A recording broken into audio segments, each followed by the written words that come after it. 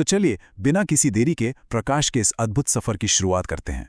The radiance of optics, यानी प्रकाशिकी की चमक, यही हमारा आज का मुख्य विषय है। देखिए, प्रकाश सिर्फ अंधेरे को दूर करने वाली कोई साधारण ऊर्जा नहीं है, बल्कि यह एक बेहद अनुशासित यात्री की तरह है जो हमारी भौतिक दुनिया से गुजरते हुए कुछ बहुत ही खास और सख्त नियमों का पालन करता है। आइए एक एक करके इन दिलचस्प नियमों को डिकोड करते हैं। हमारी स्रोत सामग्री का पहला और सबसे बुनियादी बिंदु है प्रकाश परावर्तन, जिसे हम रिफ्लेक्शन भी कहते हैं। सरल शब्दों में यह वह घटना है जहां प्रकाश किसी सतह से टकराकर वापस लौट आता है।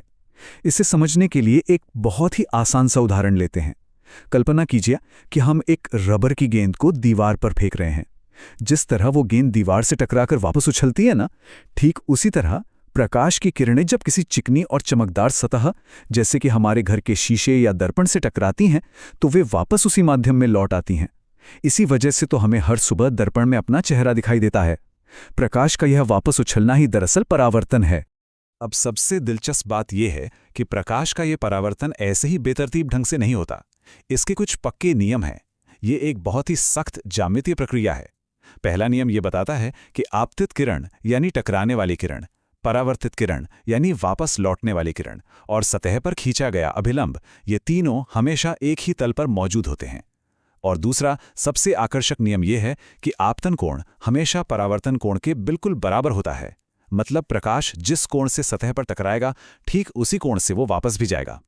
ये प्रकृति का अपना एक एकदम सटीक गणित है जो हर बार बिना किसी चूक के काम करता है। परावर्तन के बाद हमारी दूसरी सबसे महत्वपूर्ण अवधारणा आती है प्रकाश का अपवर्तन यानी रिफ्रैक्शन। देखिए, परावर्तन में जहां प्रकाश टकराकर वापस लौटता है, वहीं अपवर्तन में प्रकाश एक पारदर्शी माध्यम से दूसरे पारदर्शी माध्यम के अंदर प्रवेश कर जाता है। और जब ऐसा होता है तो प्रकाश की किरण थोड़ी मुड़ जाती है या कह लें झुक जाती है। ऐसा क्यों होता है? क्योंकि जब प्रकाश हवा जैसे हल्के माध्यम से पानी या कांच जैसे सघन माध्यम में जाता है तो प्रकाश तरंगों की गति अचानक बदल जाती है। गति में इसी बदलाव के कारण प्रकाश का रास्ता मुड़ जाता है। पानी की ग्लास में रखी हुई कोई सीधी पेंसिल हमें मुड़ी हुई क्यों दिखाई देती है? बिल्कुल, ये इसी अपवर्तन का सीधा सा परिणाम है।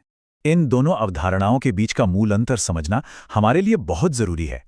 एक तरफ हमारा परावर्तन है, जिसका सीधा अर्थ है सतह से टकराकर वापस लौटना। यहां ध्यान दें कि प्रकाश अपनी सीमा पार नहीं करता। और दूसरी तरफ अपवर्तन है, जिसका अर्थ है एक माध्यम से होकर गुजरना। यहां प्रकाश सीमा को पार तो करता है, लेकिन अपने मूल रास्ते से थोड़ा भटक जाता है। ये तुलनात्मक नजरिया हमारी आज की सामग्री को गहराई से समझने के लिए बहुत महत्वपूर्ण है। इससे यह सुनिश्चित होता है कि इन दोनों बुनियादी प्रकाशीय व्यवहारों के बीच हमें कोई भ्रम न रहे। ये दोनों ही प्रकाश की यात्रा के अलग अलग लेकिन बेहद जरूरी पड़ाव हैं। खैर, प्रकाश केवल मुड़ता या लौटता ही नहीं है, बल्कि वो बहुत खूबसूरती से बिखरता भी है। और ये बात हमें हमारे अंतिम और शायद सबसे खूबसूरत विषय की ओर ले जाती है, वर्ण विक्षेपण यानी कलर डिस्पर्शन। यह दृश्य प्रकाश का अपने अलग अलग रंगों में बट जाने की प्रक्रिया है। जो सफ़ेद रोशनी हम रोज देखते हैं, वो असल में 7 अलग अलग रंगों का एक जादुई मिश्रण होती है।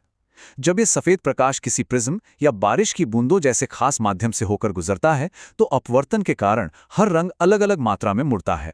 नतीजतन वो सफ़ेद रोशनी अपने छिपे हुए रंगों के पूरे स्पेक्ट्रम में खुल जाती है। आसमान में दिखने वाला वो सतरंगी इंद्रधनुष, जी हाँ, वो इसी वर्ण विक्षेपण का सबसे भव्य और प्राकृतिक उदाहरण है।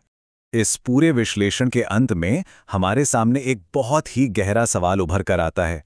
परावर्तन, अपवर्तन और वर्ण विक्षेपण के ये बिल्कुल सरल से नियम हमारी इस पूरी दृश्य दुनिया की चमक को कैसे नियंत्रित करते हैं? स्रोत सामग्री से मिली ये जानकारी सिर्फ हमारी विज्ञान की किताबों तक सीमित नहीं है।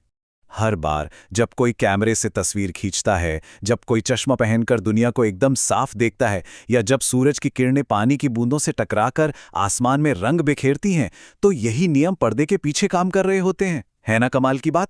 प्रकृति के ये सरल कानून हमारे जीवन के हर दृश्य अनुभव को संभव बनाते हैं।